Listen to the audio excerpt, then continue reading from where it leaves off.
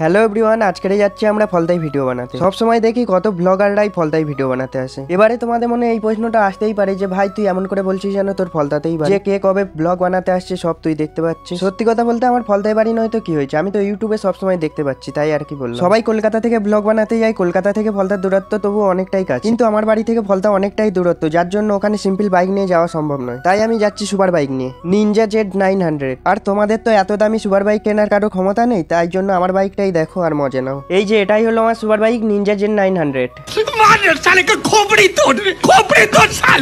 এখন যাকে দেখতে পাচ্ছ স্ক্রিনে, এই ছেলেটাই হচ্ছে আমার আজকের ক্যামেরাম্যান। এ এতটাই বড় ক্যামেরাম্যান যে কয়েকদিন পরে ওয়ার্ল্ডের 1 নম্বর ক্যামেরাম্যান হিসেবে ঘোষণা করবে, আর সেখানে মালা পরিয়ে বরণ করে মাটির অ্যাওয়ার্ড দেবে। এই কথাটা শুধু হাস্যকর হওয়ার জন্য বললাম না, এটা বলার কারণ হলো ওকে যেমন ভিডিওর ক্লিপগুলো নিতে বলেছি তার উল্টো উল্টো সব নিয়েছে। যাই হোক ওসব বাদ দাও, এবারে মেন পয়েন্টে আসা যায়। আজকের প্রথমে ব্লগটা শুরু করেছিলাম রাজারামপুরে, যেখানে আমাদের সাইকেল নিয়ে যেতে টাইম লাগে 3 মিনিট। আর এটা যে দেখতে পাচ্ছ এটা হলো একটা পিকনিক স্পট। আমাদের এই রাজারামপুর থেকে ফলতা অব্দি প্রায় 1000 একটা পিকনিক স্পট আছে, কারণ এখানে শীত পড়লেই সবাই অনেক দূর দূর থেকে পিকনিক করতে আসে। চলো তোমাদের একটা মন্দির দেখাই। এটা হলো মন্দিরের গেট। এই মন্দিরটাকে সবাই পোখার মন্দির বলে। এই মন্দিরটা প্রায় অনেক বছরই হয়ে গেল। চলো এর ভেতরে ঢুকে দেখা যায়। এই মন্দিরটা যখন প্রথম হয়েছিল তখন খুব সুন্দর করে সাজানো ছিল, এখনো ভালোই সাজানো আছে, বাট আগের মতো আর নেই। প্রথমে ঢুকেই একটা ফুল গাছ, যেখানে কয়েকটা ফুলও ফুটে আছে। এই গাছটার নাম আমি জানি না, সম্ভবত কাঠগোলাপ হতে পারে। তারপর রাস্তার ধার ধরে কুলো আর খড় দিয়ে কিছু একটা বানানো, যেগুলো দেখতে খুবই সুন্দর লাগছিল। এই যে ধাবাটা দেখতে পাচ্ছ এটা কিন্তু পাবলিকের জন্য না, এখানে যারা থাকেন শুধুমাত্র তাদের জন্য। আর ধাবার সামনেই আছে একটা ছোট্ট পুকুর, যেখানে বিকেলে করে রাজহাঁস চড়ে। চলো আরো একটু সামনে গিয়ে দেখাই কি কি আছে। এই মন্থনে প্রচুর ফলের গাছ আছে।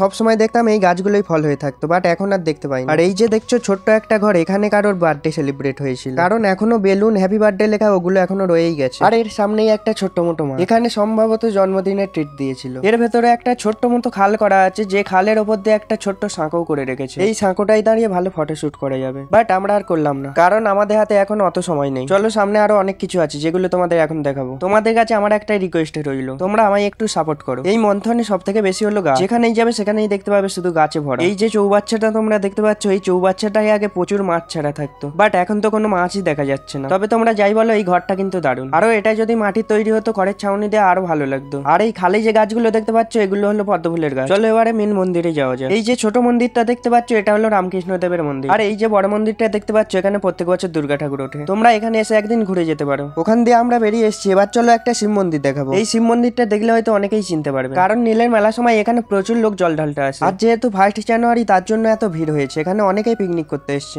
এটাই হলো শিব মন্দির। চলো কাছে গিয়ে দেখাই। দেখো তো তোমরা কেউ চিনতে পারছো কিনা। আমাদের ডায়মন্ড হারবার এরিয়ার মধ্যে যাদের ঘর আছে তারা অবশ্যই এটা চেনার কথা। দেখো এই মন্দিরের মধ্যে এই শিব ঠাকুরটা আছে, এখানেই সবাই জল ঢালে। এটা হলো শ্যামসুন্দরপুর শ্মশান। আমাদের গ্রামের কেউ মারা গেলে এই শ্মশানেই নিয়ে আসে। এখন এসেছি ফলতা শ্রীরামকৃষ্ণ মিশন, আর এখানে এসে হঠাৎ করে অনেকদিন পরে এই বন্ধুটার সাথে দেখা হয়ে গেল। এই মিশনটাই প্রায় 6 থেকে 7 বছর পর ঢুকছি। এই মিশনটা এমনি কখনো খোলে না, আজকে যেহেতু 5 জানুয়ারি তার জন্যই খুলেছে। চলো এর ভেতরে ঢুকে দেখা যাক কি কি আছে। এর ভেতরে এই একটা মন্দির আছে, এই মন্দিরটাই মাঝে মাঝে দেখতাম কারা সব পড়তে আসতো। এর ভেতরে আরো একটা গেট, আর গেট দিয়ে ঢুকলেই এক পাশে ঘর আর এক পাশে পুকুর দেখা যাচ্ছে। চলো আরেকটু ভেতরে ঢুকে দেখাই কি কি আছে। আর একটু এগিয়ে আসতে দেখা যাচ্ছে একটা বাগান। চলো ভেতরে ঢুকে দেখা যাক কি আছে। এখানে তো কিছুই দেখা যাচ্ছে না, শুধু কয়েকটা সমাধি আছে। আর এখানেও তো তেমন একটা কিছু দেখতে পাচ্ছি না, কয়েকটা শুধু গাছ বসানো আছে। সম্ভবত এটাই রামকৃষ্ণ দেবের মেন মন্দির। আমি যখন একবার এসেছিলাম তখন এখানে অনুষ্ঠান হচ্ছিল, ওখান দিয়ে এখন বেরিয়ে এসেছি। এটা হলো পিকনিক স্পট। আগে পিকনিক স্পটটাই সিনেমার শুটিং হতো। যারা পুরাতন দিনের মুভি দেখেছে তারা হয়তো এই জায়গাটা দেখলে চিনতে পারে। এটা হলো আমাদের ফলতা থানা। থানার পরেই আছে বোস ইনস্টিটিউট। জগদীশ চন্দ্র বসু কিছুদিন এখানে এসেছিলেন, তার জন্যই এই বাগান বাড়িটা বানিয়েছিলেন। এটা শুধুমাত্র 31 ডিসেম্বরই খোলে, যার কারণে এখানে তোমরা যখন তখন আসলে ঢুকতে পারবে না।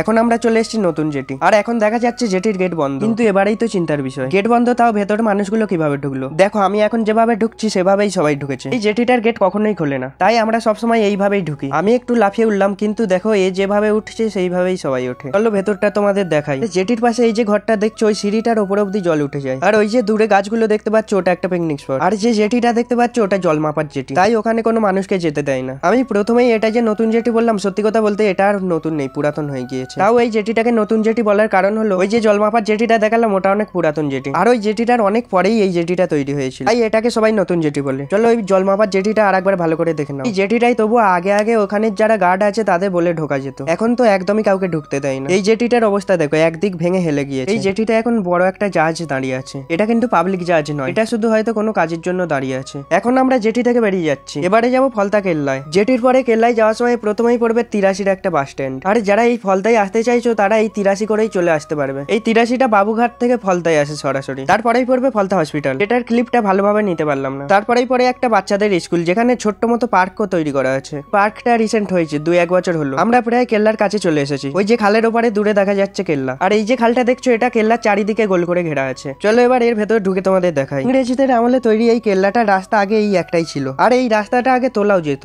এই কেল্লার রহস্য আমি খুব একটা বেশি জানি না, কারণ আমি ইতিহাসে খুবই কাঁচা। তাও আমি যেটুকু জানি সেটুকু নিয়েই বলার চেষ্টা করছি। এটাই হলো কেল্লার মেন গেট, আর এর উপরে 3 কামরা ঘর আছে, যেগুলোই এখন আর ঢোকা যায় না। কেল্লার এখন হাল অবস্থা খুবই খারাপ। এই যে গেটের মাথায় দুটো বড় বড় ফুটো দেখছো, এখানে দুপাশে দুটো অ্যাঙ্গেল লাগানো ছিল, আর তখন ইংরেজিরা ওই লোহার তৈরি রাস্তাটার সাথে চেন দিয়ে ওই অ্যাঙ্গেল দুটোর সাথে আটকে দিত। আগে ইংরেজিরা এই কেল্লায় গোলা বারুদ তৈরি করতো, আর ওই গোলা বারুদ গোটা দেশে রপ্তানি করতো ওরা। আর এই গেট দিয়ে ঢোকার সময় দুপাশে দুটো ঘর দেখা যাচ্ছে, যেগুলোর গেট এখন বন্ধ আছে। আচ্ছা, তোমাদের কি মনে হয় এই ঘরগুলোর মধ্যে কি থাকতে পারে? আমার তো মনে হয় এর ভেতর সাপখোপ পোকামাকড় ছাড়া আর কিছুই নেই। চলো আর একটু ভেতরে ঢোকা যাক। এর ভেতরে ঢুকতে ফিরে একটা গেট দেখা যাচ্ছে। তাহলে ভাবো এই কেল্লাটার মধ্যে কতই না রুম আছে। আর এই কেল্লার পাশ দিয়ে উঠে গেছে একটা সিঁড়ি দোতলায় ওঠার জন্য। গোটা কেল্লায় জঙ্গল হয়ে কি অবস্থা হয়ে গিয়েছে। তোমরা যারা এই কেল্লায় আসতে চাইছো তাদের উদ্দেশ্যে একটাই কথা বলছি, তোমরা একটু সাবধানতা অবলম্বন করে এখানে ঘুরবে, কারণ এখানে যেহেতু জঙ্গল হয়ে গিয়েছে এখানে সাপখোপ থাকার ভয় আছে। এটা হলো কেল্লার রান্নাঘর, এখানেই আগে ইংরেজিরা রান্না করে খেত। এর ভেতরটা অন্ধকার হওয়ার কারণে ভালো করে দেখাতে পাচ্ছি না। এই কেল্লার গায়ে কত বট গাছ হয়েছে, যার জন্য দেওয়ালগুলোর অবস্থা খারাপ হয়ে গিয়েছে একদমই। আর কেল্লার ঠিক উল্টো দিকে আছে একটা ওয়াচ টাওয়ার।